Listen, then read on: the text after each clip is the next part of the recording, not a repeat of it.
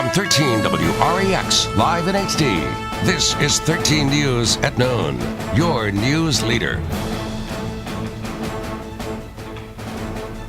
Governor Quinn signs a bill people across the state of Illinois have been waiting years for, but not before making a critical change to the state's new gun law.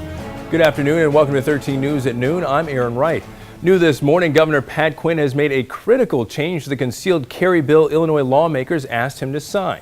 Using his amendatory veto power, Quinn banned guns from being carried into any establishment that serves alcohol. A federal appeals court ruled in December it was unconstitutional for the state to ban concealed weapons in public and gave the state a July 9th deadline to comply. The new law says gun owners who pass a background check, take 16 hours of training, can get a permit for $150. Here's what Governor Quinn had to say this morning. Guns and alcohol don't mix. Right. And I think it's very important that the legislature understand that message from the people of Illinois. And therefore, I took out of the bill any authority for an establishment that serves alcohol to allow guns in on its premises. We'll have more on this story as well as reactions from legislators in our region on 13 News at 5 and 6. A Freeport woman speaks out after losing her neighbor and friend in Sunday's double shooting. Judy Melchor calls the victim a good man who never had an enemy. Neighbors say he and his daughter were shot outside of 720 South Liberty Avenue 2 nights ago. They were sitting on the porch. The man died from his injuries. His 9-year-old daughter is recovering at a Rockford hospital.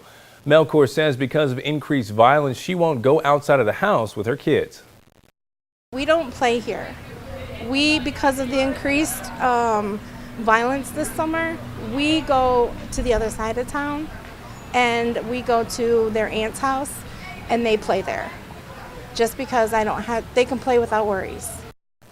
We'll bring you more information on this investigation as it becomes available.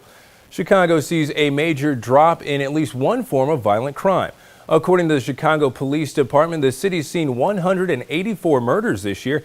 That's almost 30% fewer than at this point last year. Department brass says this is the lowest total for the first 6 months of any year since 1965. The number of shootings is also down in the city, 25%.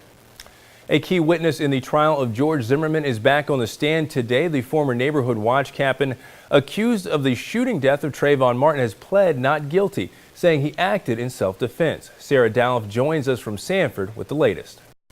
One of the most impactful questions asked by the defense of Olaf, NBC News. Thanks, Sarah. A community in mourning and a nation in shock. 19 members of an elite firefighting team killed when they were overtaken by an out-of-control wildfire in Arizona over the weekend. NBC's Jennifer Bjorklund joins us with the latest from Prescott, Arizona. Andrew Ashcraft is still at 0. Jennifer Bjorklund, NBC News, Prescott, Arizona. Thanks, Jennifer. For the first time, there is a Rockford-based university, but no new school is moving in. Rockford College has officially changed its name to Rockford University. The school will now be made up of 3 colleges under the university heading. It's also planning a $5 million renovation. The university will make over the Burpee and Seaver Physical Education Centers. The changes should restore the Burpee Center to what it was built for, to be a hub for students. The goal is to reclaim the building for our students, providing features and amenities that serve and enhance the student experience. The renovations will start by late summer and should be finished by fall of next year.